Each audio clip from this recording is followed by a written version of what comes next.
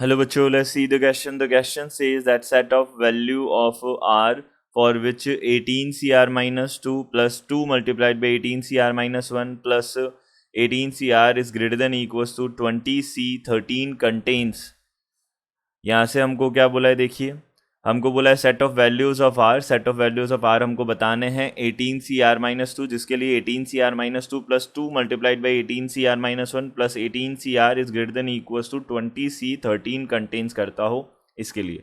तो यहाँ पे देखिए की कॉन्सेप्ट की सबसे पहले बात कर लेते हैं। देखिए यहाँ पे हमारे पास सबसे पहला की कॉन्सेप्ट होगा, जब भी हमारे पास में एन सी यहाँ पे r plus n C r minus 1 हो तो इन दोनों का सम हम n प्लस 1 cr कंसिडर करते हैं। ये हमारे पास इसका सम होता है और ये हमारे पास में यहाँ का एक की कॉन्सेप्ट होगा। अब देखिए यहाँ पे हम सबसे पहले हम क्या देख लेते हैं। देखिए 18cr-2 plus 2 multiplied by 18cr-1 plus 18cr जो है ये greater than equals to 20c13 है, ये हमको बोला है। अब देखिए हम सबसे पहले क्या कर लेते हैं, इस टर्म को जो है लेफ्ट हैंड साइड वाली टर्म को हम सॉल्व करने की कोशिश करते हैं। तो 18cr-2 प्लस यहाँ से हम इस 2cr-1 को r 2 मल्टीप्लाइड बाई 18cr-1 को हम 18cr-1 लिख देते हैं दो पार्ट्स में, और यहाँ पे ये r हो जाएगा। This is greater than equals to 20c13 हो जाएगा।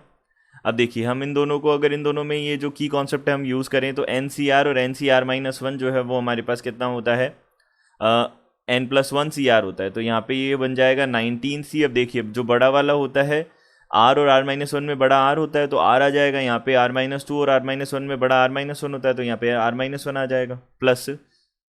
अब देखिए यहाँ पे 18 है तो यहाँ पे 19 बन जाएगा, और r-1 और r में r बड़ा होता है तो ये r आ जाएगा। This is greater than equals to 20c13 आ जाएगा। अब यहाँ से सिमिलरली हमने देखा जो 18c हमारे पास में r-1, देखिए यहाँ पे r-1 है और यहाँ पे r है तो यहाँ पे क्या बन जाएगा, अब 20cr बन जाएगा और greater than equals to 20c13 हो जाएगा। अब हमें पता है देखिए कि जब भी हमारे पास में कोफिशिएंट्स मिडल में आते हैं, कोई भी अगर हमारे पास बाइनोमियल एक्सपेंशन है उसमें अगर कोफिशिएंट बीच में आ रहे हैं तो वो क्या होते हैं, ज़्यादा ग्रेटर होते हैं। यानी कि हम बोल सकते हैं सपोज़ हमारे पास में क्या है, सपोज़ हमारे पास में यहाँ पे 4c1 या फिर हम 5 वाला एग्जांपल ले लेते हैं, 5c1 5c2 5c3 5c4 5c5 है। तो यहाँ पे मिडल में 5c3 है, ये सबसे ग्रेटर होगा। फिर ये वाले दोनों ग्रेटर होंगे कंपैरेटिवली जो एंडिंग टर्मिनल पे है हमारे पास उनसे। तो हम यहाँ से बोल सकते हैं, यहाँ पे हम बोल सकते हैं कि ये जो है जैसे जैसे r की वैल्यू ये n/2 के इक्वल होती जाएगी, अगर r की वैल्यू n/2 के इक्वल है तो वो मैक्सिमम कोफिशिएंट बनाएगा।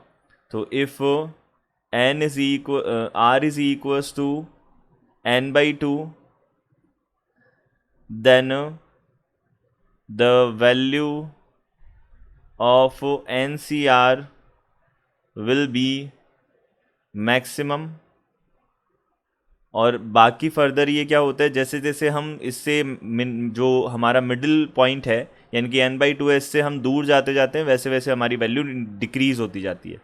तो यहाँ से हमने बोला कि दोनों तरफ जा सकते हैं हम, तो हमने बोला 20cr है हमारे पास, तो r का वैल्यू क्या क्या हो सकता है। देखिए अब हमारे पास में हम देखें तो r का वैल्यू सबसे पहले एक तो हमारे पास हम कितना ले सकते हैं, 10 ले सकते हैं। r का वैल्यू अगर हमने 10 लिया तो वो हो जाएगा 20/2 यानी कि 10 हो जाएगा। तो 10 हमारा क्या हो जाएगा, ऑब्वियसली 20c10 जो होगा वो 20c13 से ग्रेटर होगा। ये आ गया सबसे पहला। तो अब r का वैल्यू हम कितना ले सकते हैं, यहाँ पे 9 ले सकते हैं और 11 ले सकते हैं। देखिए दोनों तरफ हम जा रहे हैं, जैसे हमने यहाँ पे 3 2 और 4 की तरफ हम गए थे, दोनों तरफ गए थे, वैसे ही यहाँ पे भी हम दोनों तरफ जा रहे हैं। तो हमने बोला 9 और 11 दोनों के लिए ही ये ग्रेटर होगा।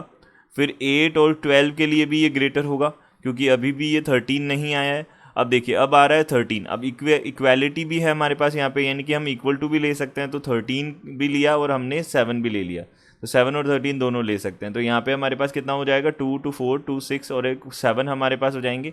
तो हम यहाँ से बोल सकते हैं कि इसको कंटेन r की वैल्यूज़ कितनी हो जाएगी, 7 एलिमेंट्स हो जाएंगे हमारे पास में, यानी कि सी ऑप्शन हमारा क्या होगा, करेक्ट ऑप्शन होगा। C will be our correct answer. I hope you understood it well. Good luck. Thank you.